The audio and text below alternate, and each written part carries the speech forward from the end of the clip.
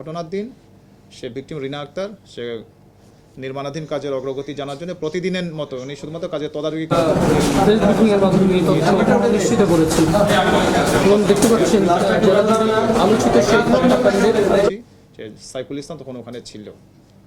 করার পরে তখন যাওয়ার পরে তো মহিলা ঘটনাস্থলে যাওয়ার পরে তো ওর পরিবার যখন অনেকক্ষণ অপেক্ষা করার পরেও সে মহিলাতে যখন ফিরে আসলো না, তখন মহিলার যে দ্বিতীয় যে ছেলেটা ছিল আব্দুল্লাহ রাজু, সে ওই মোহাম্মদ আলী মাদ্রাসায় ইসলামিয়া মাদ্রাসায় সে অধ্যয়নরত ছিল। তখন সে তার আম্মাকে খোঁজার জন্য ওখানে গেল।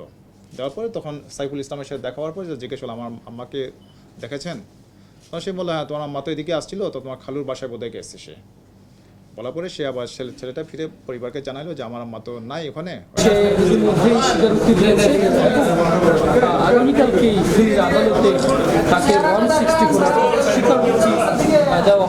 সেখানে দেখা গেলো যে বালুর স্তূপ ছিল, সে বালুর স্তূপের উপর একটা সিমেন্টের একটা বস্তা ছিল। তো ওদের সন্দেহ হওয়ার পরে ওরা সে সিমেন্টের বস্তাগুলো ঠেলে দেওয়ার পরে বালু সরানোর পর তখন দেখা গেলো মায়ের মৃতদেহ ওখান থেকে উদ্ধার করা হয়েছে। তো ঘটনা ছিল এটাই। তো আপনারা সবাই জানেন, তো পরের দিন 13 তারিখে এটা ফেনী সদর থানাতে একটা মামলা রেকর্ড হয়েছে, মামলা নম্বর 39 হত্যাকাণ্ডের একটা মামলা। তো এটা মূলত অজ্ঞাতনামা আসামি হিসেবে ছিল এই মামলায়, কোনো সুনির্দিষ্ট কোনো আসামি ছিল না।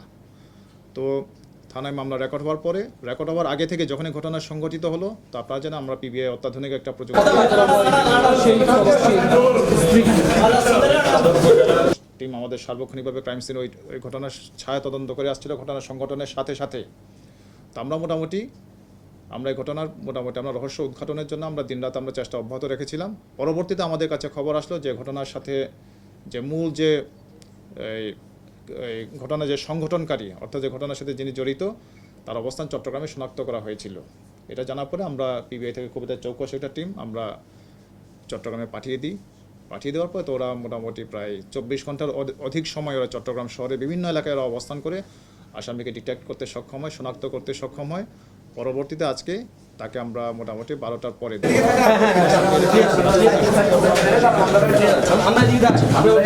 গ্রেপ্তারের পরে কিছুক্ষণ আগে আমরা এখানে ফেনীতে হাজির হলো আমাদের পিবিআই অফিস। আমি নিজে ওকে জিজ্ঞাসাবাদ করেছি।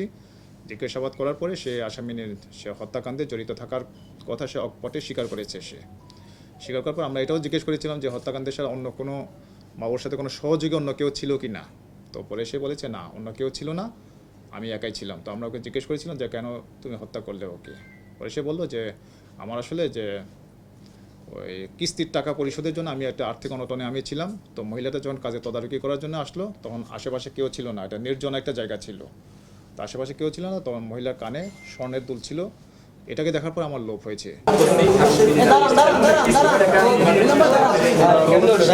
থেকে লোন নিয়েছিল, তার আগের দিন নাকি ওদের পরিবারের কিস্তির টাকা না পেয়ে ওকে নাকি খুব অপমান করে গেছে। তো যার কারণে কিস্তির টাকা শোধ করার জন্য এর প্রবল একটা তাড়না ছিল, প্রেশার একটা ছিল। তো মহিলাটা যখন আসলো কাজে তদারকি করার জন্য, সে ছিল একটা নির্মাণ শ্রমিক। তো মহিলার কানের দুলটা দেখার পরে সে প্ল্যানটা করলো যেভাবে ওটা ছিনতাই করতে হবে আমার, বা ছিনিয়ে নিতে হবে।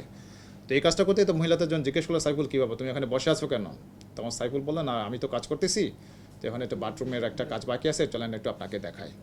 তো সে মহিলা যখন যে জায়গায় ঘটলো যে নির্মাণাধীন কক্ষে যে পশ্চিম পার্শ্বে যে কক্ষটা ছিল, যে কক্ষের ভিতরে যখন ঢুকলো, সে মহিলার পেছনে সে সাইফুল ছিল।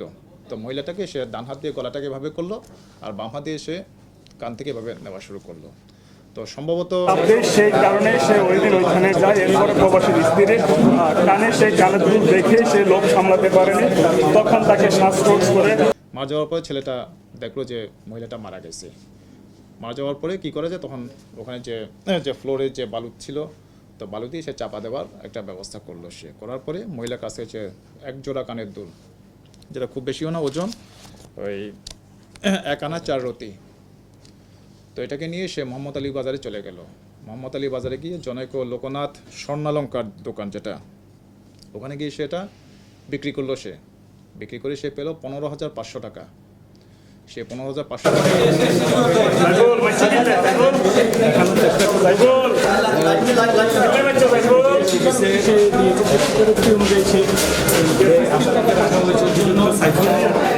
তো আজকে মোটামুটি আমরা ওকে গ্রেপ্তার করতে সক্ষম হয়েছি।